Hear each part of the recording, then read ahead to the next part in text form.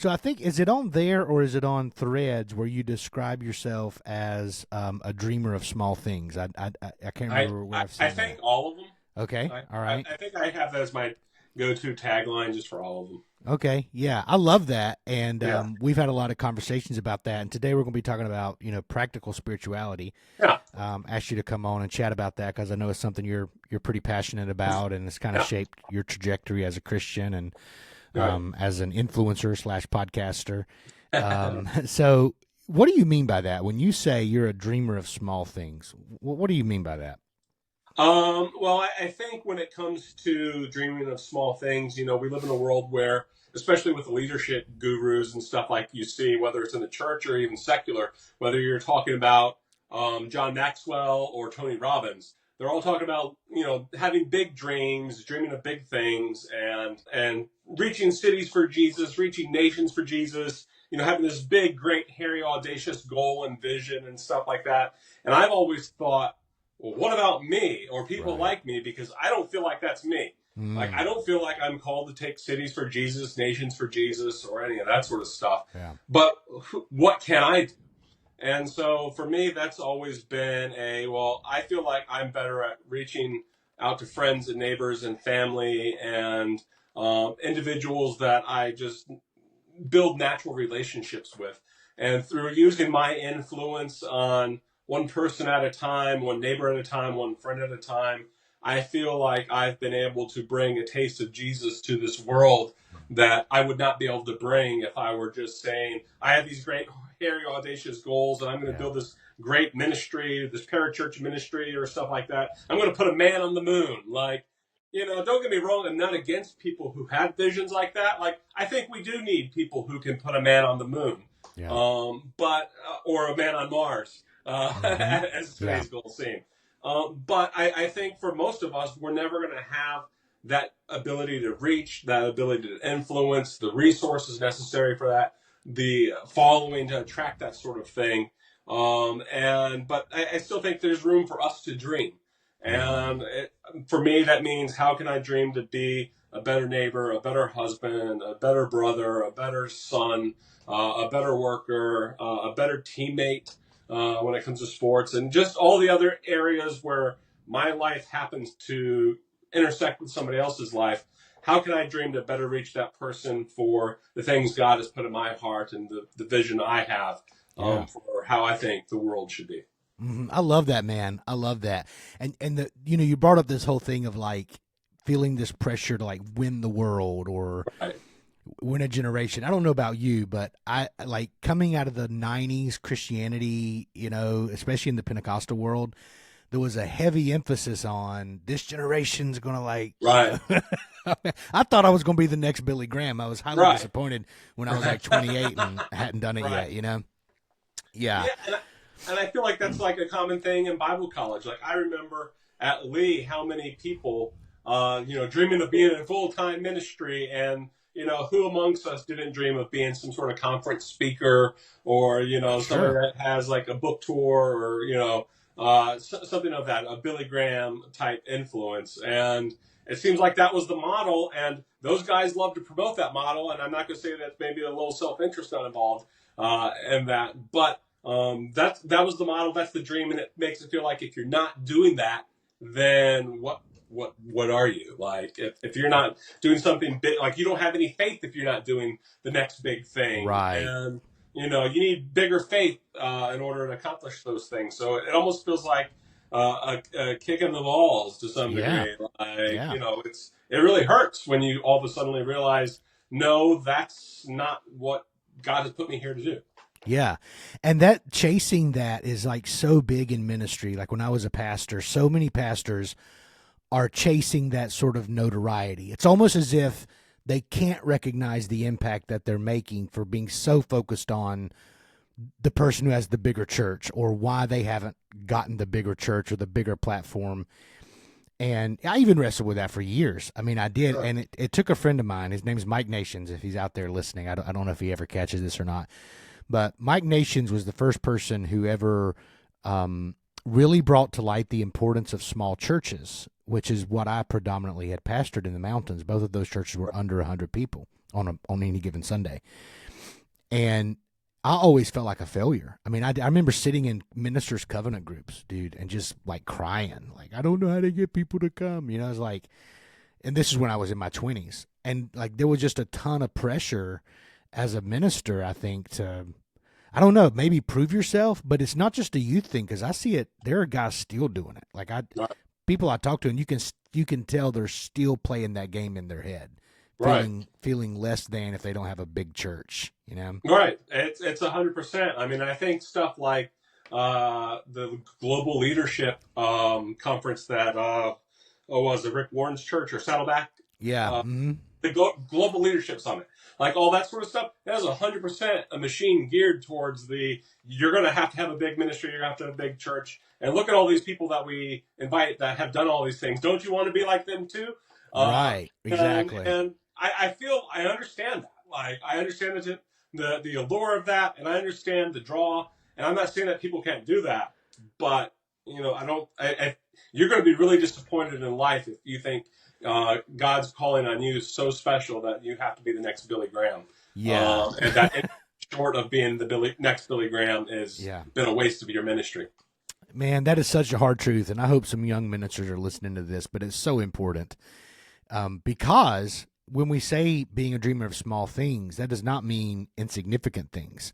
Right. In fact, it's quite the opposite. When you're pursuing platforms rather than people, and making an impact like in individual people's lives, you can spend a lot of energy but not make a lot of impact in that pursuit.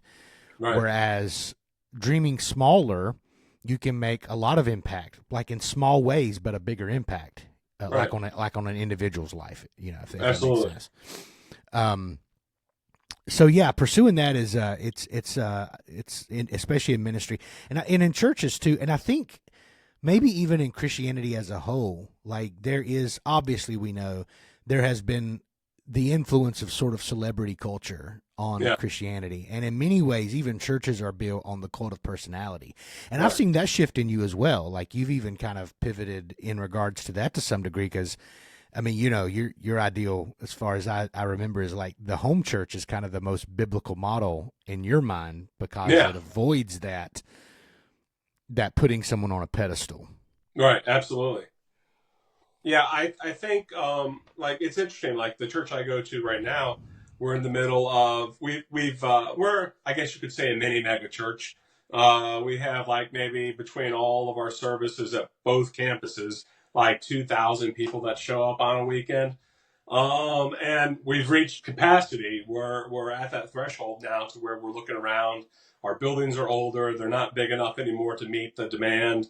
And so we're ramping up a building program, and we're going to spend millions of dollars and building bigger facilities and doing all these other things that leadership in the church wants to do. And I support that. I'm cool with that. Yeah. I volunteer at my church. I'm involved. I serve and small group leader. I'm a greeter and all that sort of stuff. So I support it. I'm getting ready to give to our building campaign. But sometimes I sit there and I can't help but scratch in the back of my head and be like, do we really need to spend tens of millions of dollars to have an effective ministry? Is really the name of the game to just continually build bigger facilities every 10 to 30 years and, make a bigger net? I'm not saying that we can't do those things and that they're necessarily wrong, but sometimes I can't help wonder, but from just like a, simple dollars and cents standpoint, a simple efficiency that I'm looking at, like I don't feel like the New Testament scaled that way. Like it wasn't the goal of Peter, John, Paul, and all these guys to keep building bigger auditoriums for wherever they could preach. They took the opportunities when they had those large audiences, but instead we read in the New Testament that they continued to meet from house to house, breaking bread, having fellowship daily with one another, praying and committing themselves to the Word of God.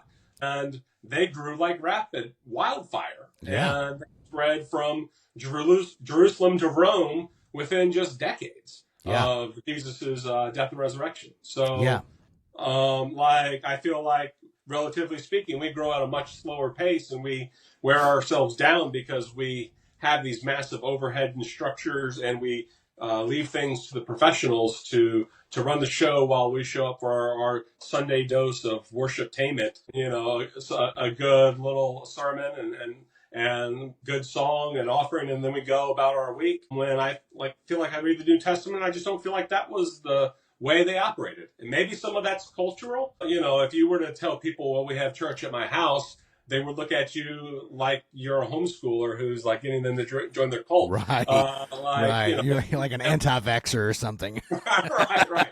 Like I might as well be the RFK Jr. of churches. But it's kind of like, and most people wouldn't be comfortable with just showing up to somebody's house and worshiping Jesus, praying, reading the Bible, maybe singing a few songs, sharing some thoughts, and then just dismissing. Most people need that sort of institutional sort of feel like it's their safe ability to engage. And so maybe in our culture that's necessary. It's definitely, if it's not necessary, it's definitely a reflection of the American culture.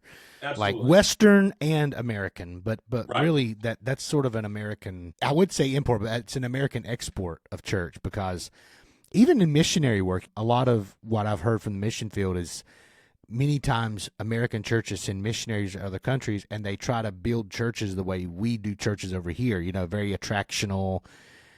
And it doesn't always work in those other cultures. Right. They're looking for something a little more incarnational, actually works better, something that is simple. And maybe in the New Testament times, people were much more prone to be hospitable with one another, to have people over. It would have been an event, like Jesus just invited himself over to Zacchaeus' house for dinner one day. And he's like, oh yeah, that's what I'm doing. He invited himself over for dinner. If we did that today, and if you were just like, Jimmy, man, I need you to make me some brisket tonight, I'm coming over. Yeah. I've been tempted before, just so you know. Sometimes I see what you're cooking and I'm like, okay, I'm coming. I'm on the way right now. Putting on my shoes. Absolutely. Which is why you can never leave Facebook, because you need to know. I'll have food envy. But so, I mean, I don't deny that there's possible cultural context that's different, that maybe makes things that don't make a lot of sense. But I still believe, there's a certain fundamental nature of humanity that we all have, that we all long for that close connection, and that's cross-cultural. That doesn't matter if it's 2,000 years ago or today. No matter how things might have adjusted here in our times, there's still that desire for close one-on-one connection. And, especially in a world like we have today where people feel lonely. People can go to church and feel lonely. Yeah. Where I feel like you read in the pages of the New Testament, they're breaking bread, they're praying together, meeting house to house, having a common meal, celebrating the Lord's Supper.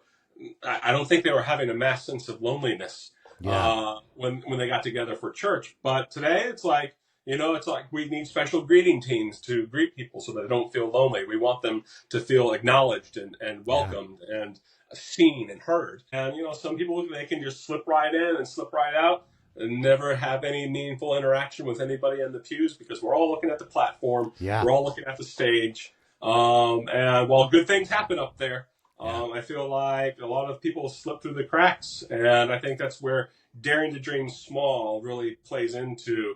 Like, we need those individuals who can be shoulder to shoulder next to people and invite them to participate in their lives. Yeah, absolutely. And not just do they miss connecting with other people, oftentimes they miss connecting with the Lord, which is kind of the point, Right.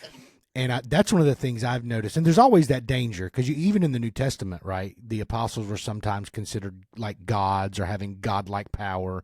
Right. There's a couple of times they had to shut that down, and kind of let people know the source of their power.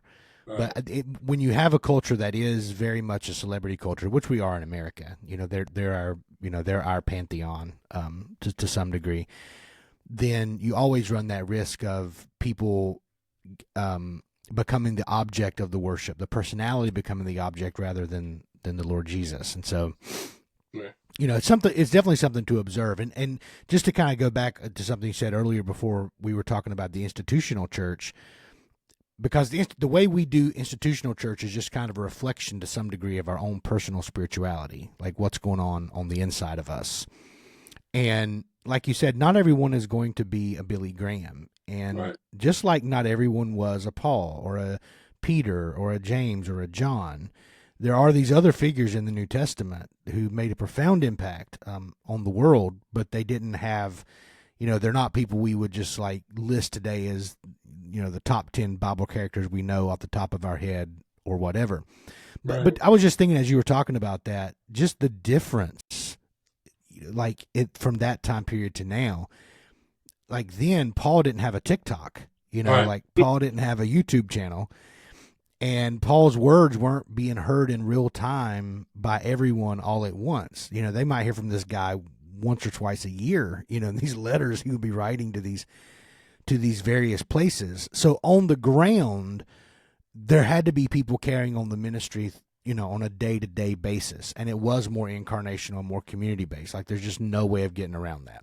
So, well, even look at the common complaint well from your probably own experience in ministry, but the common complaint of a lot of pastors is even a lot of pastors and ministers say, I have no friends. Like, they may have a 1,000-member church, but they feel utterly alone and like they don't have any real meaningful connection. And I believe that because we've made platform and pews and people and all that sort of stuff all lined up, it's like there's this space that we create between who people being ministered to in the pews and what happens on the platform, and it can be very lonely. Whereas you read the New Testament and it's like Paul was the most popular guy in the world, and every time he wrote a letter to some church, he was always able to identify some sort of salutation. Well, greet so and such and blah blah blah. Like he didn't just minister as some sort of outsider who's just writing letters to churches and like they're just like, well, we've heard of this guy, let's see what he has to say. They only gave him an audience because they had meaningful connections with him as a person, as a minister. And he shared their lives. He's like, what manner of man I proved to be among you. You saw me minister with my own hands. And I didn't covet your gold. I didn't covet this, that, or the other. These hands labored for my own needs. And they knew exactly what kind of man he was. Exactly. And it wasn't just because he set up on a platform and lectured for 45 minutes on a Sunday morning and then dismissed afterwards. Yeah. Everything you've been saying over the years has resonated with me. I did go on that journey of starting out feeling like, I needed to succeed. I needed to do well. I needed to have numbers. I needed to have notoriety. But now I'm much more interested in a shameless spirituality, a simple spirituality, and a practical spirituality. And so that's, when we were talking about this the other day on Facebook, it got my gears turned. I was like, we need to do an episode on this.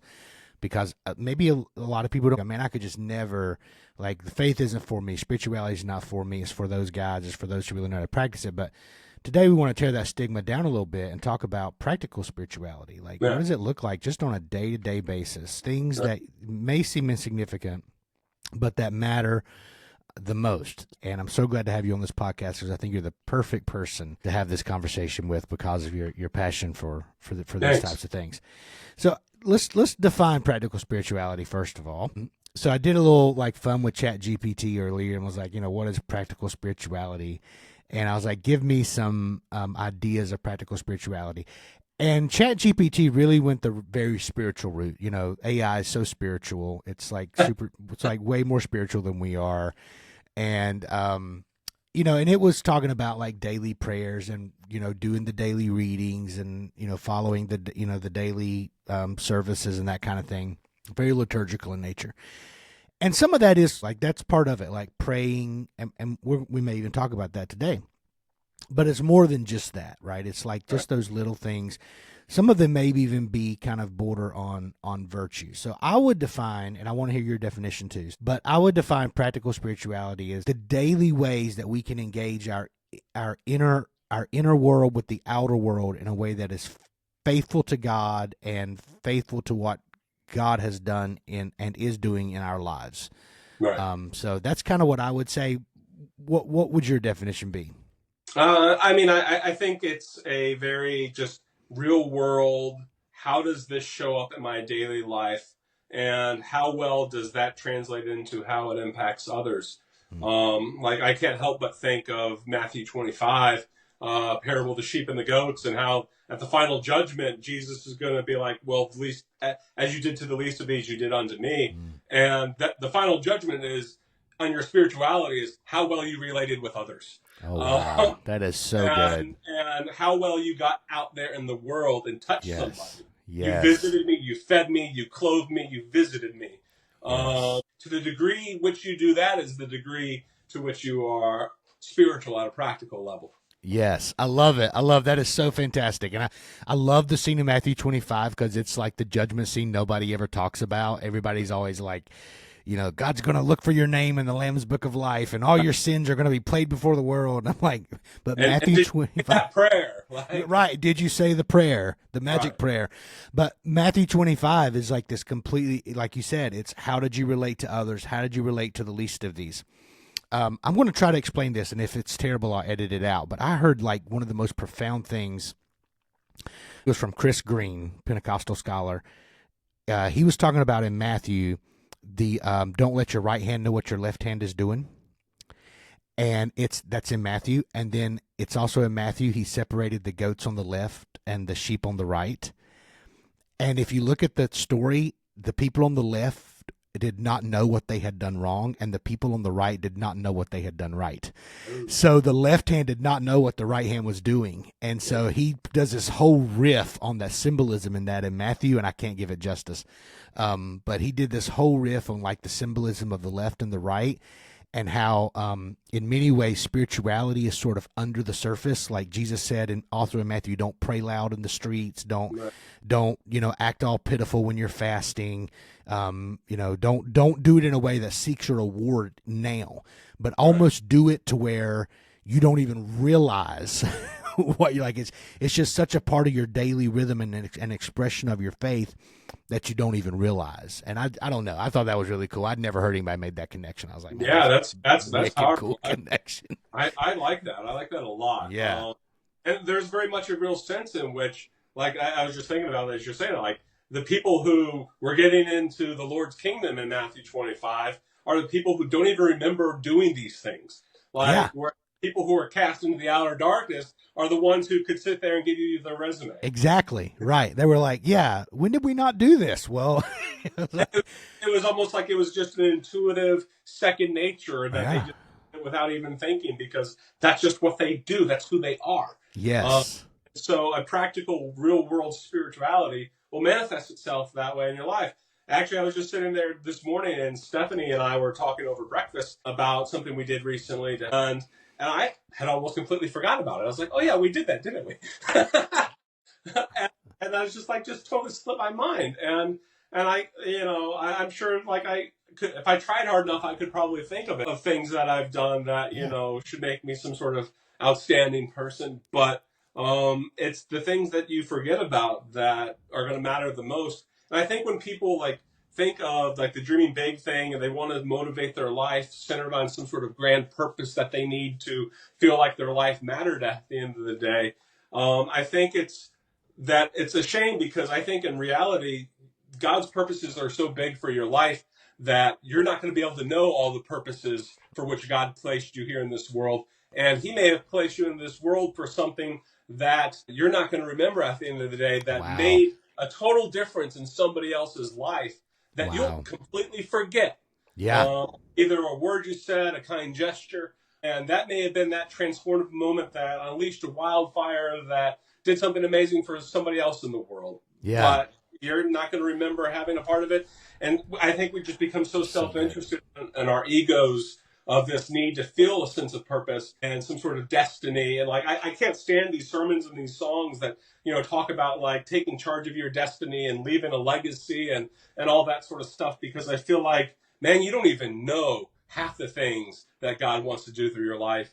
And you're just sitting there, just going about your day, obsessed with some greater purpose. Maybe your greater purpose is just to love Jesus and love your neighbor as yourself, and let that be why you were here. And that's so good. Yeah, and just having this conversation, I was bringing so much out for me, because that whole thing of not knowing that you had done it is such a powerful part of that story or that apocalyptic revelation of judgment in Matthew 25. And I'm just thinking back too, as a minister and as a Christian, but obviously I've spent many years as a vocational minister, so a lot of it's kind of tied together for me.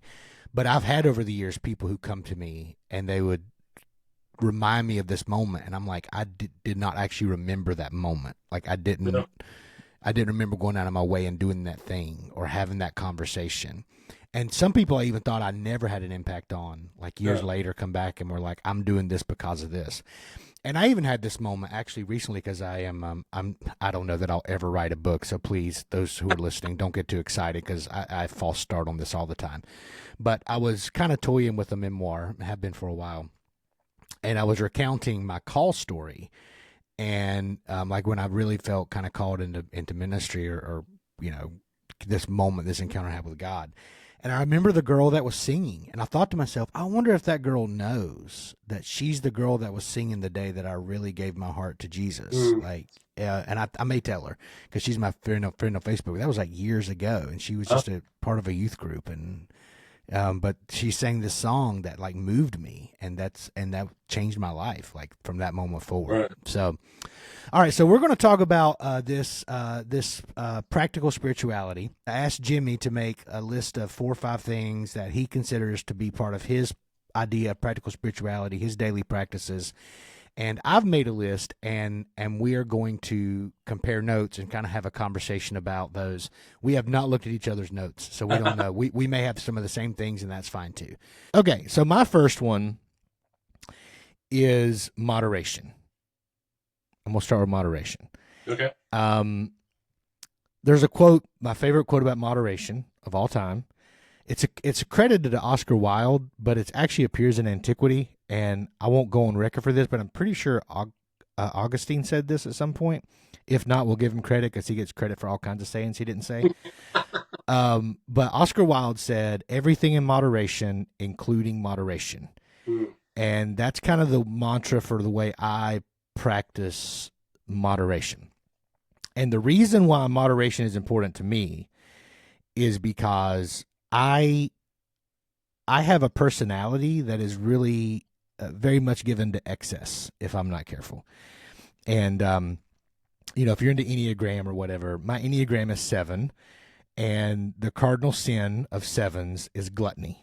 Like that is our, and this desire to sort of have everything. And I was thinking about this when I wrote this down this morning. I just scratched these down, this morning kind of quickly, but, just kind of reflecting on it. Moderation, well, let me say this.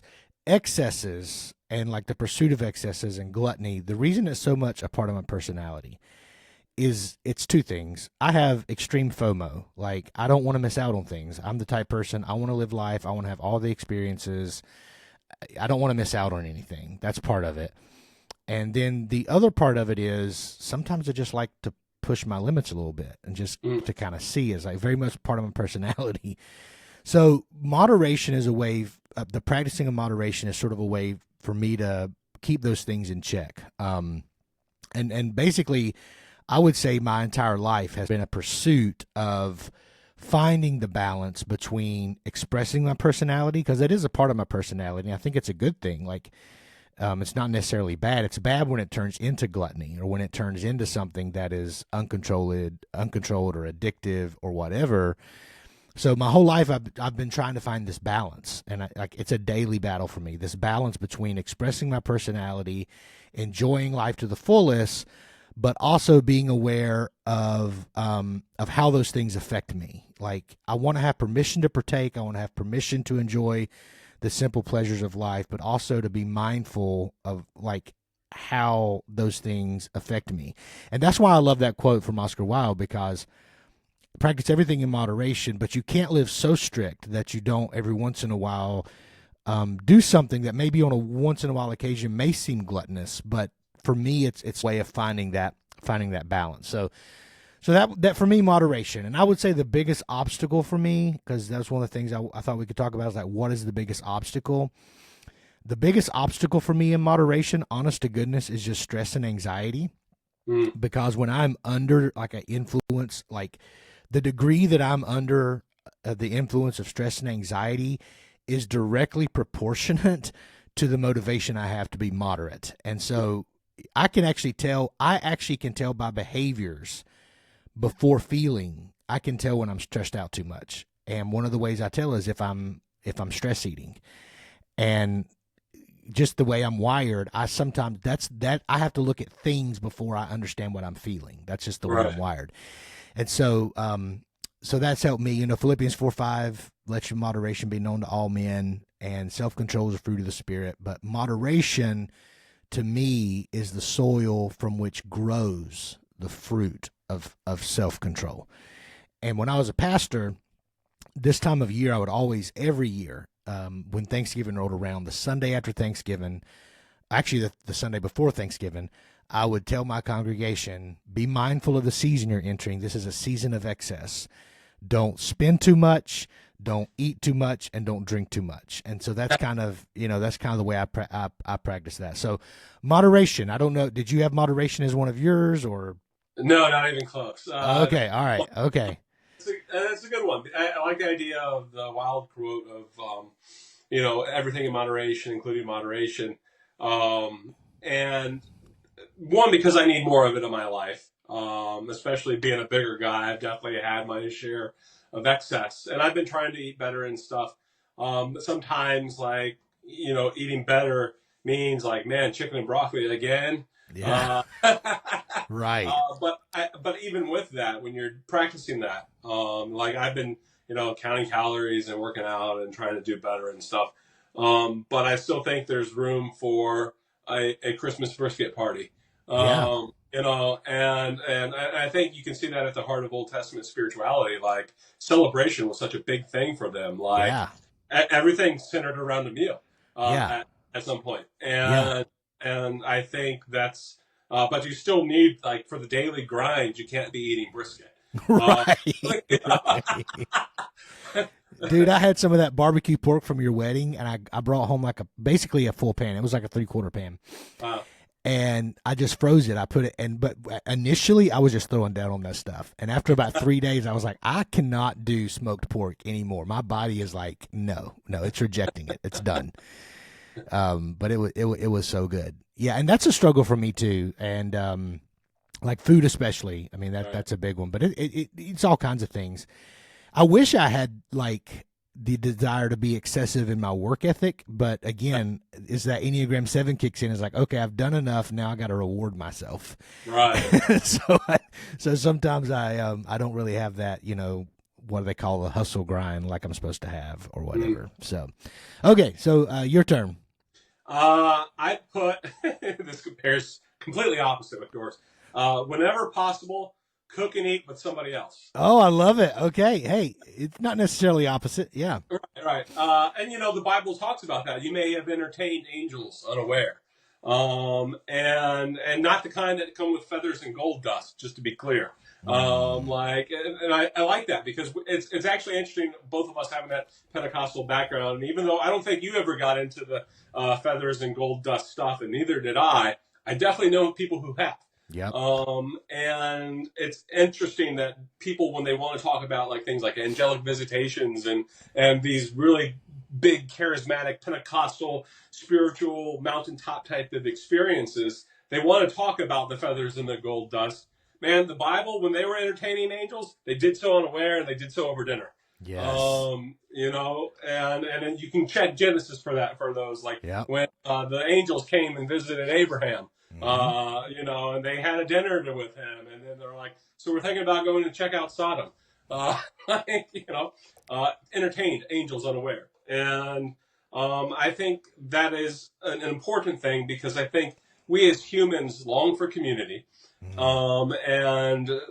I think that's one of the things that perhaps separates us from most animals is that we can eat peacefully together off the same table, off the same plate, and not kill each other. Whereas you try to feed dogs together at the same time, and it's hyper competitive. Everybody's out for themselves. And I'm sure there's some sort of animals out there that aren't that way. I'm not an expert in that, but I've always found that there's something fundamentally spiritual about sharing and breaking bread with each other. And you see that throughout the Old and New Testaments. When God established a community for the Old Testament, he did so with a meal. And when he did so, the same thing with the New Testament, established it, centered everything around a common meal. That's right. Um, and I think if we're going to be practically spiritual, we have to be willing to eat with other people, and to cook for them. Yeah. I think if you're going to be a good minister, you either need to be a good cook or know where the best restaurants in town Oh, are. that's good. Yeah. Yeah. Yeah, And you know what's funny? Just going back to the way we started this conversation, that's the difference between um, the simple sort of integrated spirituality compared to the platform type of spirituality, right? Is because like when I was coming up, you said being a good minister, you should be able to cook or at least know where the restaurants are. When I was coming up, what it was, if you're a good minister, you better sing and play piano or marry somebody who can, right? like that was literally I was told that. I mean, that was, literally said to me. It was like, hey, if you're going to be in ministry, you either need to sing, you need to know how to sing or play an instrument or marry somebody who does. But again, that's, excuse me, very platform focused, very stage focused. So I love that. Also like that you pointed out, the rhythms of the Jewish calendar were feasts. right. And these weren't like the Jewish calendar is a religious calendar, right? Like it was the way in which they practice spirituality. The feasts were around these testimonies that they had regarding their relationship with Yahweh and what Yahweh was doing in their land. So I like that. I love it, and it's not opposite of moderation. It's all that kind of goes together, and so that's kind of more of a corporate aspect, and I guess moderation may be more of the personal aspect of what that looks like. So, for instance, I'm going to come to your house in December and have some Christmas brisket, but I should practice moderation while I'm there to some degree, right? Like I can't. Sure, rip the Band-Aid off. I can't take all of it all. I can't take all the brisket. There's going to be 20 plus pounds of brisket. I can't eat it all. Oh my goodness. I'm afraid to have some leftovers. So. Yeah, exactly. Usually aren't any though. All right, good deal. Okay, all right. So my next one, let's see here. I have them listed. They're not necessarily any order. So I'll just go the way that I listen. My next one would be, and this is, I toyed with using this one because it sounds a little bit more like, just the standard spiritual disciplines.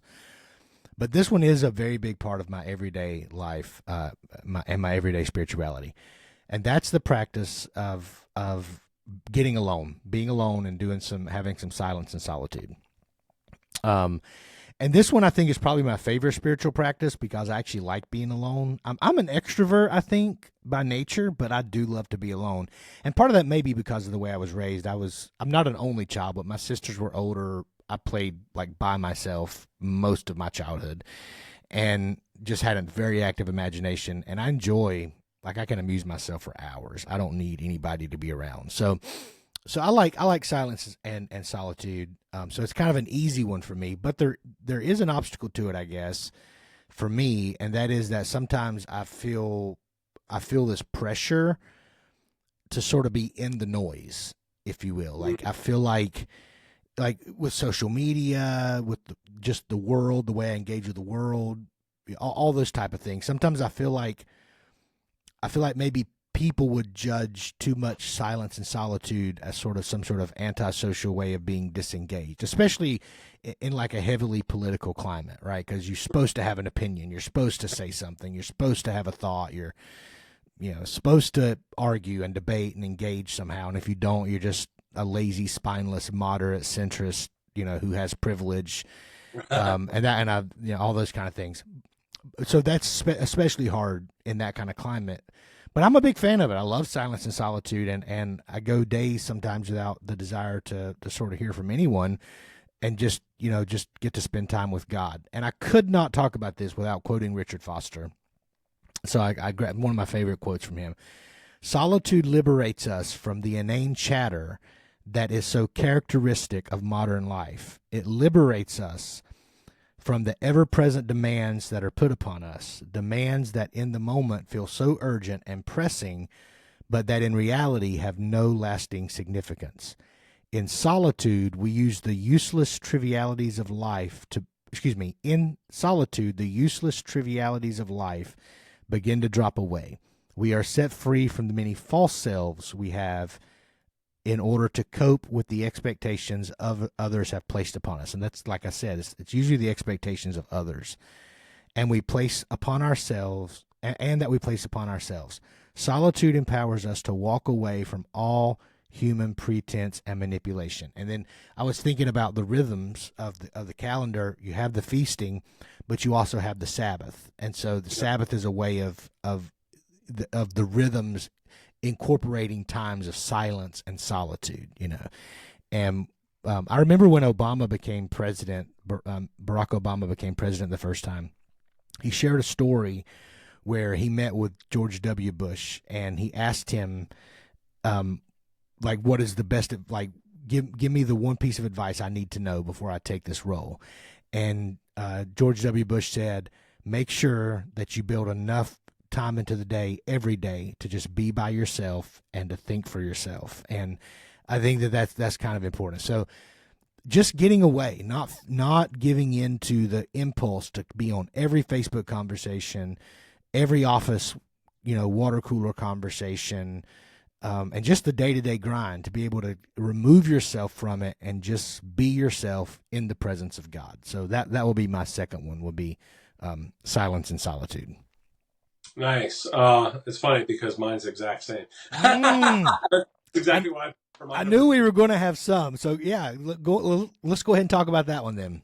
Yeah. For me, it was, it's funny. Like, I tell people I'm an introvert by nature, but they don't believe me because they think I'm so extroverted and so social. And like, even Stephanie, like, she thinks I'm an extrovert, and it's just be like, I'm like, no, like, I like to go out, and I probably, end up meeting up with friends 3 or 4 times a month. And sometimes that gets exhausting, sometimes, but I enjoy it. I have a pretty big friend circle, and I enjoy being connected socially and doing things, being at church, hockey, whatever, and being online and connecting with people. Like, I love, like you, to know what people think, feel, how they're seeing the world. Like, I totally consume all that sort of stuff. But I do feel the need to disengage from people and pull the plug and just stay at home. Like, I crave it and I need it. I can't be the person that I am socially with others without having spent, some time alone. And I think there can be a lot of healing in that, not only for like recharging the batteries, but I like what you were saying with what Bush and Obama talked about the need to take some time just to gather your thoughts and not hear anybody else's. And because it could be very difficult to pull the plug depending on family situation, work obligations, and all those sort of things. But you still need to make it a point to have some sort of solitude in your life. Not even just to pray, but just solitude, just to have downtime. Right. And that can be a real challenge, I think, especially since we live in a world where all the strings are constantly pulling for all of our attention. The algorithms are triggered. There's content information overload, and you have to hear all the thoughts. You have to engage in all the conversations. Or like you said, you're some sort of social pariah that's not keeping up with the times. And I think the need to unplug is so important. I didn't realize that, though, until the first time I ever hosted a party when I was in my 20s. I was at my apartment, and I decided to have a great New Year's Eve party. And I invited a bunch of people over from church, and I did all sorts of things. But there's this one dude who just would not leave. And he's a nice older gentleman, but he just would not leave. Most people left at 5 minutes after midnight. I couldn't get this dude to leave until 3 o'clock in the morning. He just wanted to sit there and talk. And finally, I didn't have the social graces yet to figure out how to nicely lead him out the door well before then. So I just let him stay and talk, and we talked and talked and talked. But it's like I realized at that moment that I definitely needed to build margin in my life so I could be alone, so I could close the door. And I'm not going to lie, as much as I love people and as much as I love entertaining, my legendary brisket parties and Christmas and cookouts and having people over and stuff like that, I have a little secret. I know when I set a deadline for the party of when people are supposed to leave, I'm watching the clock from the moment the night begins. So if I put 9 o'clock on when everybody's supposed to leave, I'm watching the clock the entire night, not because I'm a jerk, not because I hate people. I love people, but I need to be able to pull the plug. Right. And I want people to feel welcomed, entertained, stay as long as you want. But at 9 o'clock, we got to go. Gotta go. Yeah. I love, and that's good. That's a good way to, it's a good way to establish boundaries. Like that's Yeah. wisdom. And to be honest with you, I like that. The other Yeah. day we went to a party. We got invited to a party and it said 3 o'clock until, and it just freaked me out. I was like, I do not like not knowing when this thing is supposed to be over. Right. Like, tell me when you plan to wind down so Right. that I can be ready, to get out of here when it's time. So I appreciate that. Yeah. So that's good. And so that's kind of what we're both talking about. It's like, it's this interplay we live in the modern world, or in our contemporary world, because now we have this added dynamic of like online stuff and social media. Like there's constant inputs if we're not careful. So even when I practice, I was talking about obstacles, when I practice silence and solitude, sometimes I feel guilty for it. I'm like, okay, maybe I should listen to a podcast. Maybe I should educate myself right now. Maybe I should, because people send me stuff all the time, like, hey, listen to it. And I don't get around to most of it. Just honestly, for those of you listening, I'm really sorry. I just don't. Because I have to be in the mood. I started that series on Jim Jones. I got 2 episodes in, and I'm like, I haven't even listened to it in a month because when I get downtime, I just want silence. Even in the car, I used to, when I was younger, I would always blare music or whatever. A lot of times on the way to work, it's just silence. I'm just getting ready for the day, and I enjoy it. It's not like I'm trying to calm myself or self-soothe. It really is sort of this. I know it's good for me, and I enjoy it. But going back to the Obama Bush thing, there's a parallel there. One of my favorite envisionings of the story of the demoniac is in the demoniac of the Gadarenes in Mark. I think it may be in Matthew as well. But that demoniac, when he's asked his name, he says, "My name is Legion, for we are many." And he could not even speak for himself, right? Like there were so many other voices speaking for him. And that's, to me, is one of the dangers of social media and all the inputs, is that it's almost like a demonic possession. People are so influenced by the multitude of voices, especially younger people. It's very difficult to find your own identity because you're always comparing and being told to do this or do that or be this or be that. So solitude is a way to combat that. And so, so I think we both obviously both agree on that one. All right, you go next. What's your next one? My next one is to metaphorically walk barefoot. Okay. And so what I mean by that is, it's said of the Old Testament priests that when they ministered in the temple, they walked around without any sandals. They were completely barefoot in their ministry. And so as heavenly minded as they were, as caught up in the presence of God as they were, and ministering to the people and ministering to the Lord, there's a very real sense in which they were still very connected to the world. They were connected to the world underneath them. And so I would say, if you consider yourself something of a minister, you need to have a real sense in which you don't lose yourself to the ministry that you feel like you're called to. And you need to still be connected to the world in a very meaningful way. It's been my experience over the years that a lot of the ministers that I've known over the years in a Bible college, a lot of them had no real practical skills outside of being a minister. They don't know how to cook. They don't know how to repair things around their house. And if for some reason they aren't in the ministry anymore, they don't have a marketable job skill besides being a warm body at some business. And I think that's a terrible place to be. They may know how to communicate. They may know how to run a church. But it's almost like they become helpless outside of their ministry and they don't know how to function. Wow. And I think to me, that means they don't know how to walk barefoot. They don't know how to be like that Old Testament priest who, yes, they could minister to the Lord and minister to the people, but didn't have a connection with what was grounded in reality and on the earth. Man, that is so good. I love that one, man. That is really, really good.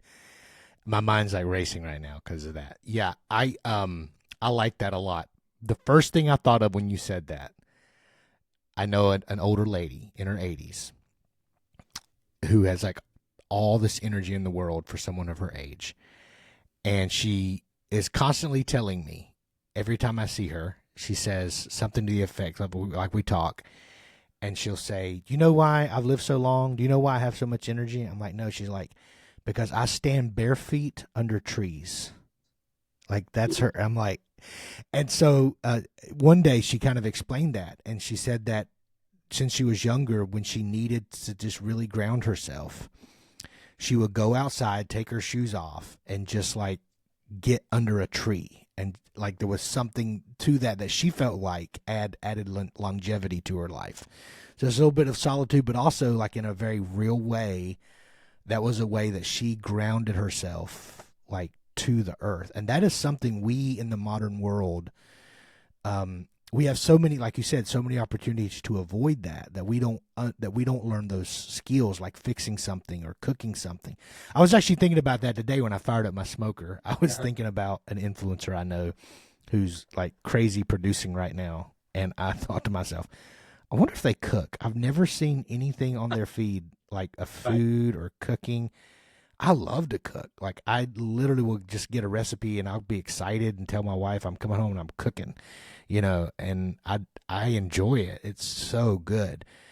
But let me ask you this.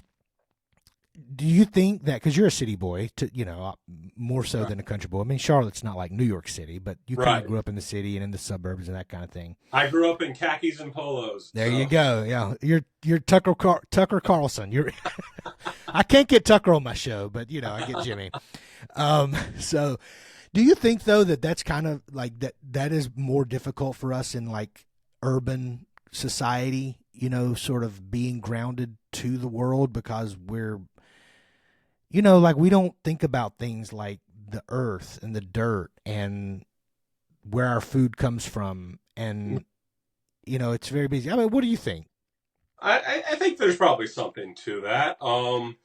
Like I can remember I was driving around once with one of my friends from South America, and we were driving past some open countryside, and he saw a cow in a field, and he's like, that looks good." And it occurred to me, city boy that I am, Right. I've never looked at another animal and thought, like the only time I've looked at something and thought that looks good is it's been butchered and cooked. Right. Right. But he was salivating over just the sight of an Interesting. animal. Like, Yeah. so I think there's definitely something to that. It almost seems like I would probably be more of a vegetarian if I had to kill my own food every day and eat it. Mm-hmm. Yeah. Like, I don't know that I could do it. Probably something of me would get over it, but yeah, I think there's something very much to that. So, what do you think? You said metaphorically. What are some of the ways we can metaphorically do that? Well, I sit there and think about it also in the context of I live in I've been in pretty affluent circles over the years, and one thing that you hear amongst people who are affluent is I got a guy for that. Yes. And because they're great investment brokers on Wall Street, or they're the CFO of somebody and they're lawyering and doctoring and stuff like that, because they're so busy doing their specialty and making it rain all day, they don't have time to learn to do just a lot of practical hands-on sort of stuff. So for me, practically what that means is when something breaks around the house, I'm going to look it up on YouTube instead of saying I got a guy for that. Okay. That's not to Yeah. say that I won't resort to the guy, especially if I'm thinking I'm making the situation worse. Right. But I still think there's at some point that you have to just commit to rolling up your sleeves and actually sitting there thinking, I'm going to do this thing myself. And it may mean learning a new skill of some sort that you didn't think you would never need to learn, like, Yeah. or maybe something you feel like you're not going to have to do very often. Like, for example, I had to replace a garbage disposal recently in my house. I'd never replaced a garbage disposal in my life, and I'm guessing based on how long they last, I probably won't ever have to do it, but maybe one, maybe two more times in my life. Mm-hmm. But now that I've done it, I've become a garbage disposal Right. replacement expert, and I could probably do it again if I had to. It might take me a couple hours, and definitely a lot slower than something if I hired a professional to do it. But it'll be cheaper. It'll be something that is a skill set that I have that I didn't have before. It'll make me feel more connected and grounded to the world. and then it makes me look good to my wife. Absolutely. Yes. Yes. So like, Yeah. you And know, those you're are more things. connect. Go ahead. Yeah, right, exactly. And you're more connected to what you did. Like you Right, know where the bolt is at and where the screw is right, at for this and where I was thinking about this today because I just got this it's new to me vehicle and I was washing it the other day and I was going through and I was like drying it off with my towel and it's the first time that I had washed this vehicle and like dried it. And I was going over it and I started noticing all the little things that I didn't notice when I bought the car, like a little piece of paint that was missing here, a little something that was missing here. And I just had this connection with the right. vehicle and I was I really know this vehicle now.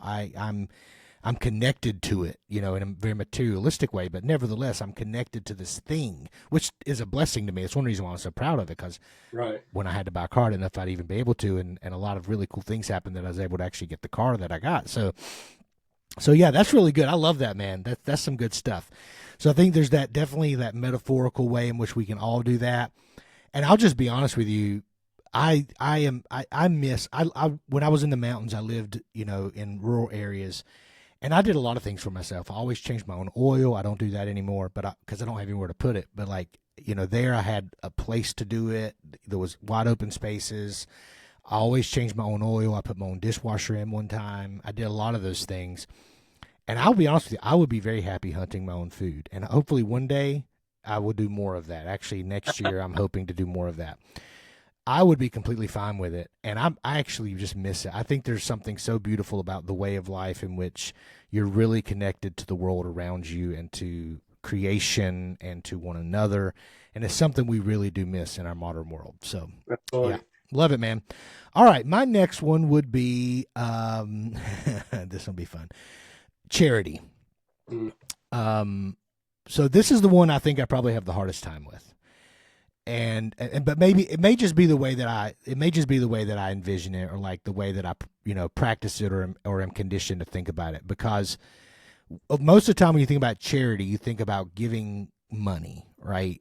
And I think like you, I have a very strong aversion to giving a set amount or a set percent of my money to resources or institutions or like other charities budgets. Like I just have a strong aversion to it. I do it yeah. sometimes. I try to do it to organizations I know are doing the best that they can with it. But at the same time, I'm like, where is this money actually going? So I just have a strong aversion with it. But nevertheless, almsgiving and contributing to a worshiping community or an institution, all that has biblical and historical precedent. I won't argue that. Yeah. That's definitely in Scripture, especially Old Testament. But there is this sort of thing. So I think that that is one way that we practice charity is through like almsgiving, financial giving, and that kind of thing. And so to that degree, one practical way that I practice that is I have a charity line item in my budget every month, and it's not a set percentage or amount. I have an idea of where I want to get, but some months I just can't do it. Some months it's just not financially possible for me to give as much as I'd like to charity. But I set that aside and I just give as needs arise. Right. Like if a friend calls me or y'all listening, don't all y'all start calling me for money because it ain't a whole lot. But but if a friend calls me and says, "Hey, can you help me?" It's nice to have that and be able to say, "Yeah, I can give you X amount of dollars because I've set it aside to do that." Right. But I think charity is more than just that. But that's kind of a practical way you can do it. Also, like homeless people you see on the street corner. A lot of times I'll try to keep a little cash or something just for them, just Right. to make sure that I have something to give them. And yeah, you could play the game, well, what are they doing with it? Well, I'm not giving them $1,000, and it might be more for my benefit than theirs, but Right. it's good for me to be able to share those resources and be able to say, okay, I don't need this, I can hand this off. Right. So that's important. But I was thinking about faith, hope, and charity in Corinthians, Yeah. but the greatest of these is charity. That can also be translated love. Right. And for me, charity is more than just financially giving. And so in that way, maybe I actually do charity more than I give myself credit for, because charity is love in action. It comes from the word charis. It's a gift. It's the giving and the sharing of love. And so for me, I practice charity relationally much more than I do financially. Part of that is because I don't have a ton of finances to do that way. And the other thing is I just have more of a hesitancy of doing financial sort of charity. But I definitely relationally, that is the way that I practice love. And that is the way that I do love in action is having those relationships and being there for my friends. On my job as a chaplain, everything I do is relational. You know, that's literally my therapeutic method. It's relationships. And so, Right. so yeah, so that will be my next one will be charity. That's good. I like that. Especially, my history with thoughts on charity. And I remember teaching a Sunday school lesson once, and word got back to the pastor of what I taught, even though the man's awesome. He knew exactly where I stood on these things, and he let me preach in his church anyway.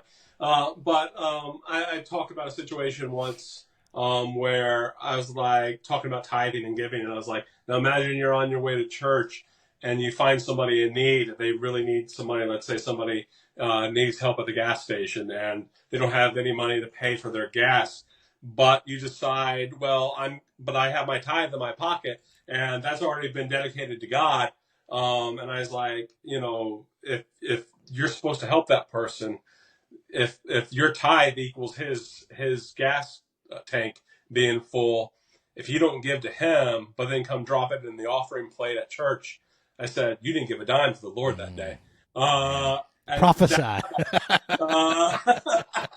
But I think there's something good, and I have some of the same reluctance you do, and for the same reasons when it comes to those things with charity.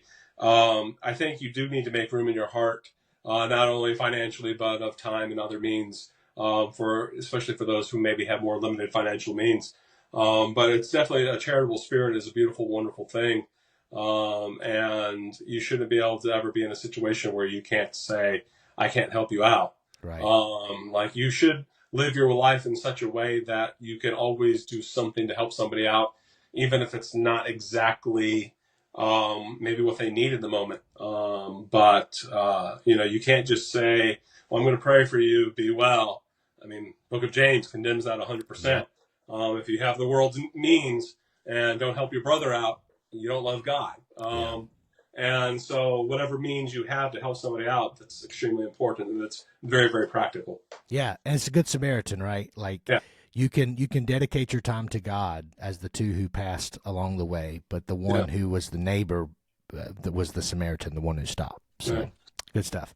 And I think so many people, though, get focused on thinking of charity just in the institutional context. Yep. And I think to some degree there's a feeling of safeness in writing the check and putting it in the offering plate or giving it to the large 501c3 organization versus helping the stranger on the street or a friend of a friend of a friend type scenario, because, we sit there and we have a sense of, well, these institutions have a sense of gravitas that maybe the individual doesn't. The individual might be shady. But come on, let's be real. There's some shady stuff that happens on some financial. You better believe it all the time. You better believe it. The most shady organizations I've heard of, are begging you to give to their missions funds, which just become giant slush funds for whatever the denominational leadership wants to do at the end of the day. And some of those organizations, I'm just like, no, you're more shady than the guy who's trying to get a hit on the side of the street asking for money. Exactly. Man, that's so good. That is so good. And not that I'm hating missions. I think missions is a wonderful thing. Sure. Right. But don't just write the check and think like you've salved yourself in the heart and feel like you've done what you're supposed to do. No, that's not how it works. And I think that's the difference between giving and charity. Right? Like stewardship and giving. Like a lot of times these terms are used interchangeably in church. Right. But charity comes from the heart. It's an act of love. Jesus many times was moved with compassion. And that has to be the motivation. If the motivation is meeting some requirement or following the law or, for some people showing off or being able to say, hey, I did this or I did that or I gave to this or I gave to that. Charity is real charity. The kind of charity Paul talks about that is greater than all the other things, faith and hope and all that. Charity's the greatest because it is love in action, and it has to be motivated by love. Absolutely. And a concern. And it can't just be just for show or whatever. So, good stuff. All right, what you got?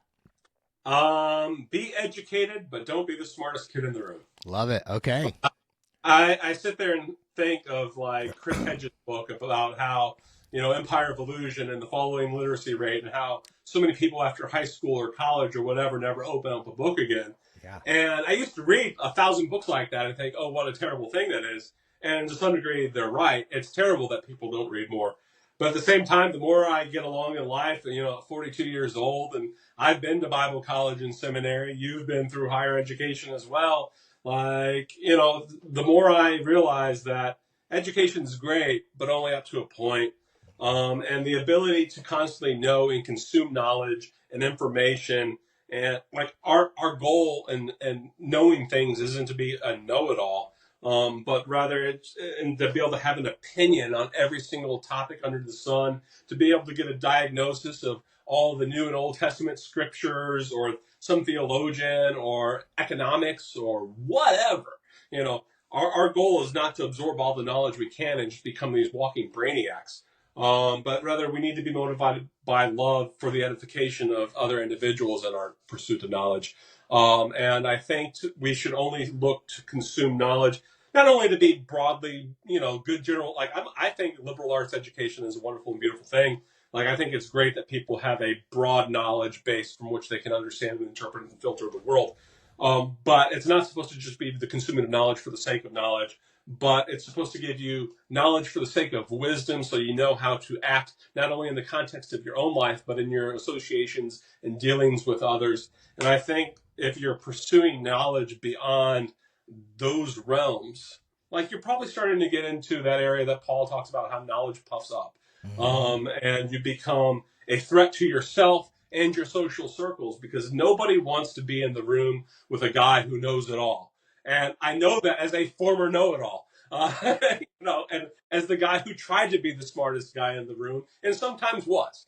And I sit there and lament and think of maybe the destruction I wrought in my own life, not only by trying to constantly consume knowledge and to know things, but to make sure other people understood that I knew more than them. Uh, and I think be smart, be educated, read. But man, the end of life is not about knowing all the things you can. Like you can read everything there is to read, and there's still going to be so much more that you have yet to know. Yeah. And I think there needs to be a point at which you draw a limit and a line and say, okay, I know what I need to know now in order to do what I need to do in my life, and to function, and to stay in my lane, and to be a blessing where I'm at.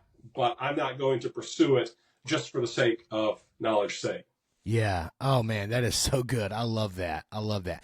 And I've reckoned with that over the years because I'm a big believer in education, and like you, I like to at least show up to the room equipped and not caught off guard. It's part of my defense mechanisms. I want to be the smartest person in the room. Very much part of your personality and mine as well. And I'll leave the Enneagram discussion out of it. But as a 7, I go to 5, in health, and Enneagram's 5. That's one of their driving motivations, is they don't want to be caught off guard with knowledge they didn't know. Like they want to know going in. But at any rate, man, that is so good. I was just thinking about like the ivory tower analogy that's often used for academics. Sometimes we can in academics and in theological education, we can kind of get in this ivory tower to where we're disconnected with the very people that we're called to serve. Right. And all this is interplayed, right? Because you were talking about going barefoot metaphorically, being connected to the earth. And this is a whole nother conversation. We don't necessarily need to open up the whole can of worms, but let me open the lid a little bit. We're seeing that play out like in our church and in our nation right now, where there is this divide between elites and experts and the people who are just out there trying to make a living and buy their eggs and milk, right? Like there's this big disconnect from like ideologies to to real life. And like, I have no desire to go further in my education. If I do, it'll just be for career sake, and I have some ideas on that, and it literally is just for career sake. Right. As a chaplain, I've got some things I'm considering doing in the future, but it's not like when I was younger. It's not to be smarter. It's not to just accumulate knowledge. And like you said, those things have a place, but you can, you can kind of put a burden on yourself that is unnecessary. And so, we're not all going to put people on the moon, right? Like, we're not all Elon Musk. We're not all, Frederick Buechner or whatever. We're not those people. Those people are there, and thank God for those type people who have those kind of minds. But yeah, I love that. That's a good one, Jimmy. Thanks. Yeah, very good. Okay, my next one is gratitude. And this kind of goes along with Thanksgiving and all that kind of thing.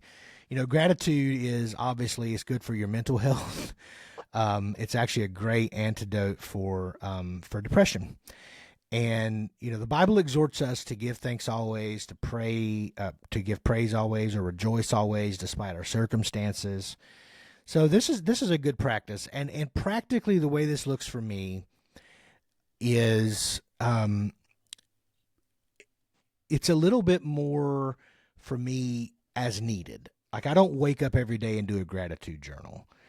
But when I am feeling down, or when I notice myself getting envious or feeling like I don't have something, then I will do like a gratitude. I'll just sit down and I'll start writing out all the things I'm grateful for, all the things I'm thankful for, and to let other people know. We did this thing at work recently where we had to write gratitude letters to other employees. And that was really good, because it made me think about the ways in which these employees have helped me, and we've engaged, interacted. And it was nice being able to let them know, like in a real way. So, yeah, I think gratitude is super important. My biggest obstacle to it, I think, again, is expectations. Like, sometimes I allow society to kind of set these expectations that I need to be at a certain place in life, have a certain retirement, be successful, have so much money or a certain career or whatever. But gratitude is coming back to that place of just being grateful. Like Jesus said, pray, give us this day our daily bread. And to be honest with you, God's always given me what I need day to day, every day. And that's what it's all about. I can stress about the future. I can stress about what I don't have, but gratitude is a way of sort of keeping me grounded. So Yeah, that would be one of mine. I like that. I know in my own life, and I don't know when I decided to start doing it, but I just found myself doing it.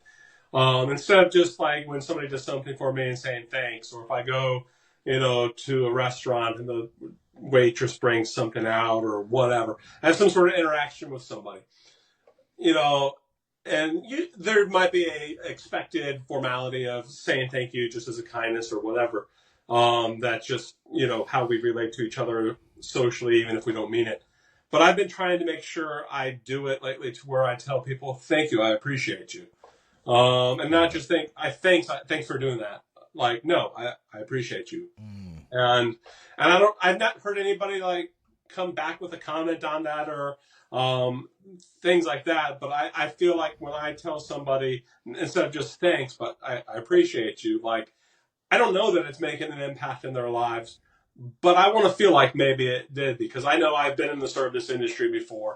I know what it's like to serve 1,000 people a day and just feel like you're a mindless robot and cog in the wheel. And, you're just helping the person get through the checkout line. You're just bringing them the next hot meal. You're just taking the order, or whatever the case is. But I feel like when you tell somebody like, hey, I appreciate you, like, I want to say I feel like they maybe take something from that.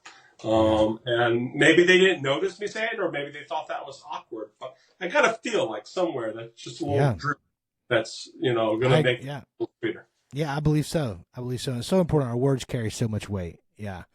And letting others know that you're grateful for them is so important. It's good. It's good for you, and it's good for others to practice gratitude.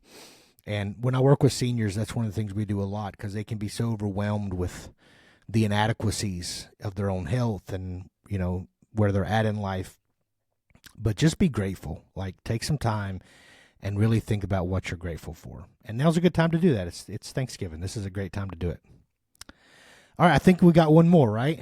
Yeah. You have one more? Okay. You go ahead. You do it. You start us off. Embrace the suck. Oh, okay. All right. Yeah. Hard things in life happen. Dark times are often ahead, but we may say our best days are ahead, and that's true, and that's nice and wishful thinking. But sometimes life is hard and unexpectedly hard in ways that we can't even imagine, and life is going to just punch you, and you're not going to like it. But that's when you have time to pick up the cross, die to self. It won't be pretty. It won't be fun. It's going to suck. But beyond, but after that is resurrection.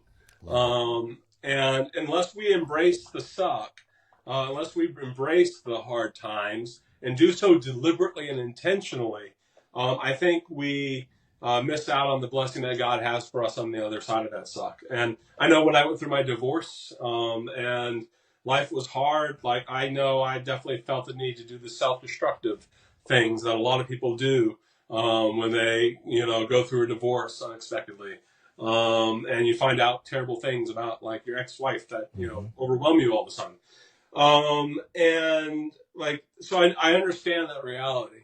But I also understand that when I was going through that part of my life, that I deliberately embraced the darkness and not in I'm going out to the strip club and getting hammered and all that sort of stuff, and just self-destructing, but actually just taking time to embrace the actual pain and processing it.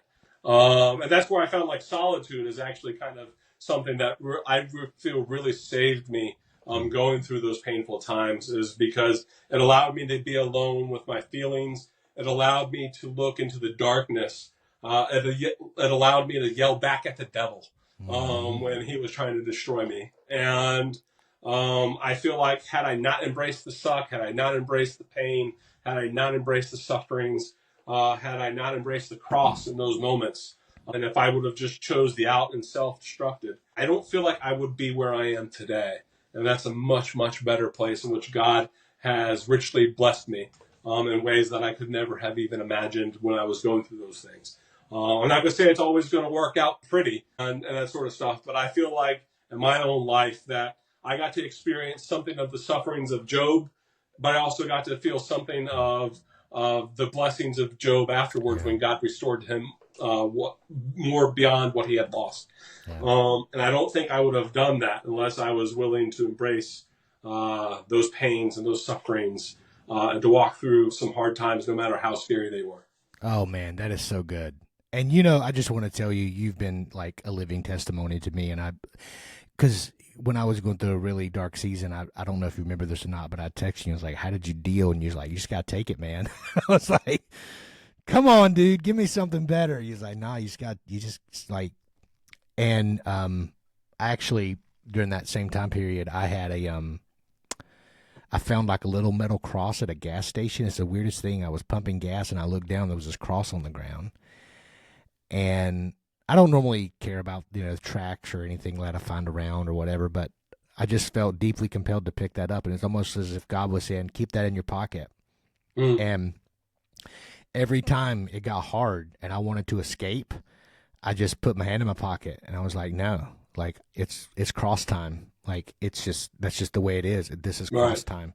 Right. And whatever God is doing, God needs me to just embrace this pain. And, and that's not in our culture. We've got a drug for everything. We have a medication for everything.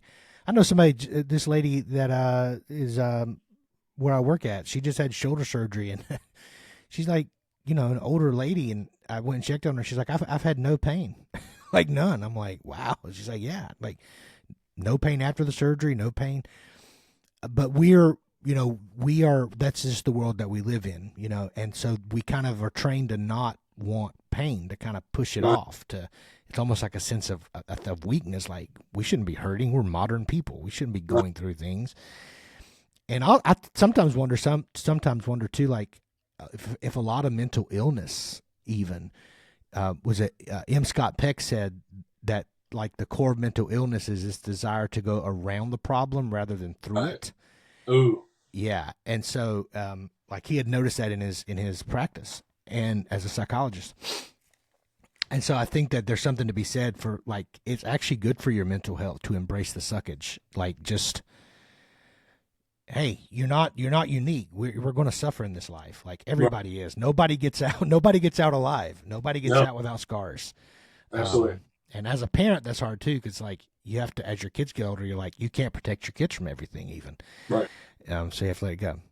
Well, just even think how that, like, I mean, we can think of such things in like big catastrophic terms as well. But think about like the micro examples that it could show up in your life. Like, like I hate going to the gym. I am not a gym rat. Mm-hmm. But I've been forcing myself over the past couple of years to go to the gym on a pretty consistent basis. And it's not easy lifting heavy weights above your head, especially when it's very humbling that, like, as a grown man, like, you realize, oh, like, you start lifting weights and it's like, oh, you thought you could do a lot more than you could, Yep. and you don't even get anywhere close. Yeah. And, like, you would be like, man, if anybody ever knew how weak I was. Like, but so you embrace the suck to press through the heavy lifting of the weights and developing that routine, or embrace the suck when it comes to cooking at home versus going out. Yeah. Embrace the suck when it comes to dealing with a terrible boss that you really don't like on a daily basis. And, there's so many more ways that you can embrace the suck besides just the, oh, my life blew up and now I got to go through it. Think of like, or even like what you're saying with mental health. I think people who have mental health issues that need medication should take the medication.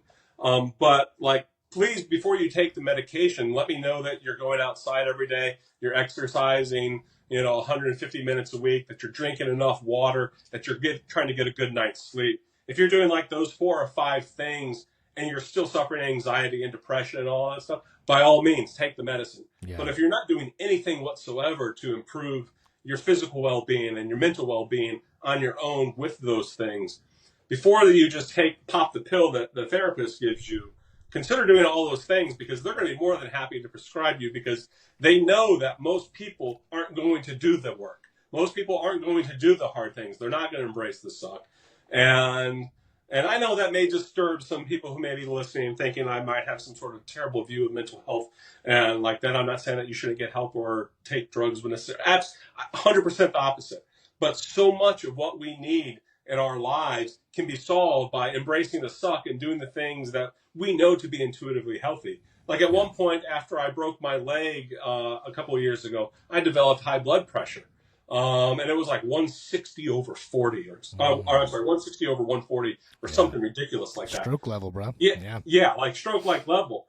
And the doctor gave me medicine, and that helped me. But I was not going to accept that as I need to take blood pressure medicine for the rest of my life. Instead, I started eating a little bit better and regularly exercising and going on walks. And within a couple months, the doctor actually took me off the blood pressure medicine because I did the right thing. And even though I'm still a big guy or whatever, and I'm still struggling in some of those arenas, but right now, the last time I went to the doctor this year, my blood pressure was like 117 over 78.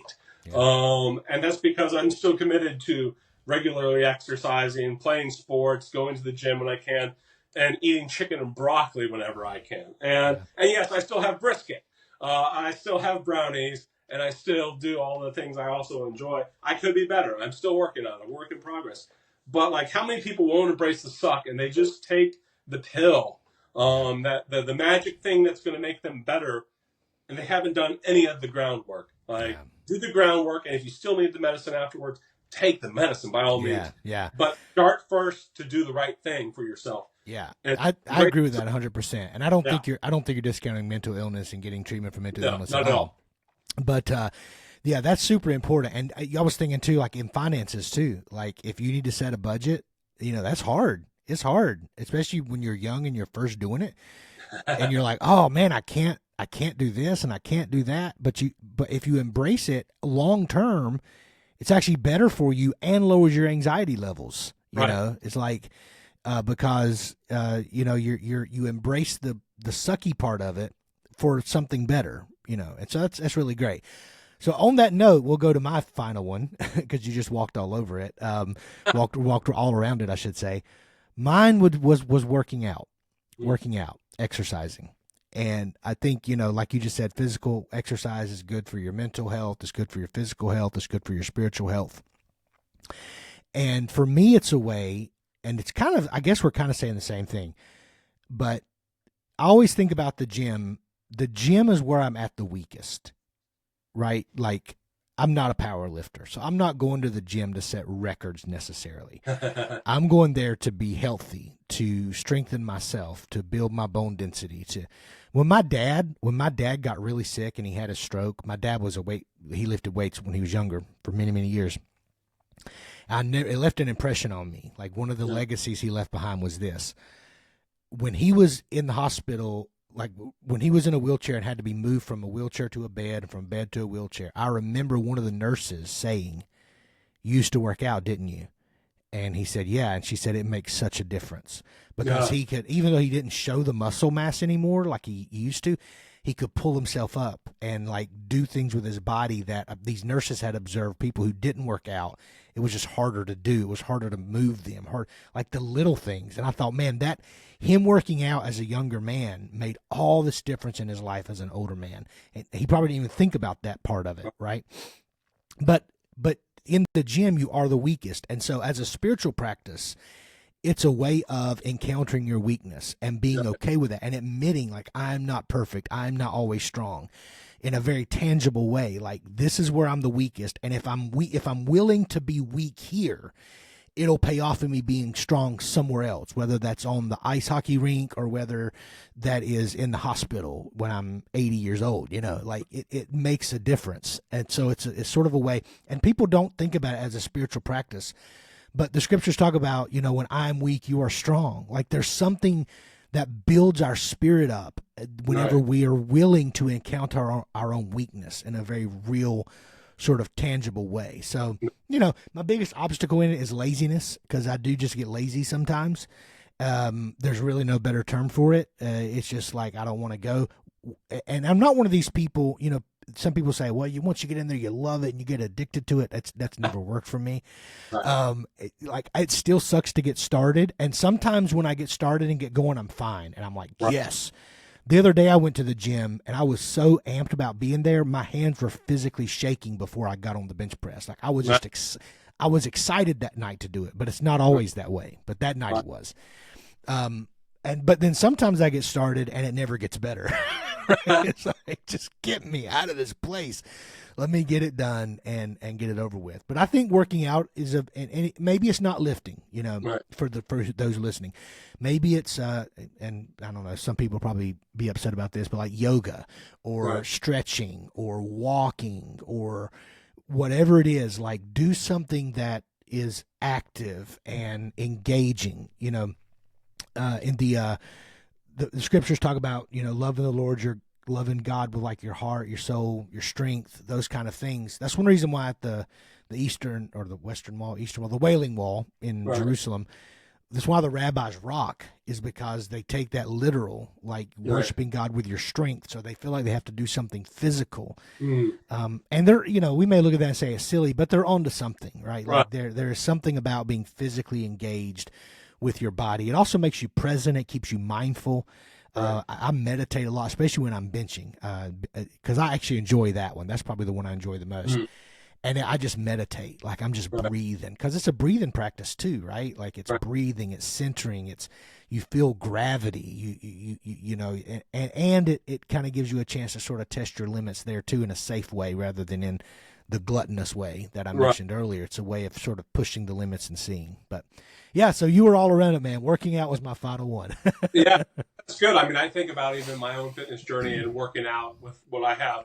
Like, had I not started working out to some degree that I have, and lifting weights and playing hockey and things like that in the last couple of years, like, I don't think I would have been able to have the beautiful moment I had at my wedding with my wife, where I picked her up and spun her around while we danced as our opening dance. And there are moves we practiced that we didn't do in our dance. Like I had to pick her up and dip her, and like all sorts of stuff, like things I would have never thought would have ever been able to do. Yeah. And it was just nice to be able to have those moments, and a moment I did not expect, that ended up being very tangible and real. It wasn't like me just chasing vanity muscle, but it translated into something that was able to have a beautiful moment now that we have captured on video and get to share for the rest of our lives. Yeah. And like I wouldn't have been able to pick her up before. I know that. If I had not been going to the gym over the last couple of years and playing hockey, I know I would not have had the strength to do that. And we would have had to have some sort of move that would have been totally opposite. Now, there was a move they were trying to get us to do that would have involved me. I still don't have the strength for it, but it's like lifting her up almost like Patrick Swayze. Like, and that's when you realize how important shoulders are. Right. Yeah. Well, man, that is so good. And you know, these things are, you know, and this is what I'm hoping our listeners will take away from this, is that some of these things, you don't think about them as being spiritual practices, but they absolutely can be. Cooking a meal, working out, going on a walk, being barefoot, you know, all these things, they are so important to a vital life. And if we're not careful in our modern world, we can sort of miss out on a lot of goodness that's out there by sort of sequestering ourselves away and relying on others always, and never really building our own physical and mental and spiritual health up. So I think we've had this has been really, really good. I think this is a lot of really great, helpful content. I hope it finds the right people that need to hear it. I hope so too. I look forward to it coming out. Yeah, man. Thank you so much for doing this today. I really, really appreciate it. And I always enjoy talking to you, dude. Like, absolutely. Just enjoy it, man, for sure. All right. Well, I guess we'll wrap this up. Is that cool with you? All hearts and minds clear, as they say in church? All hearts and minds are clear.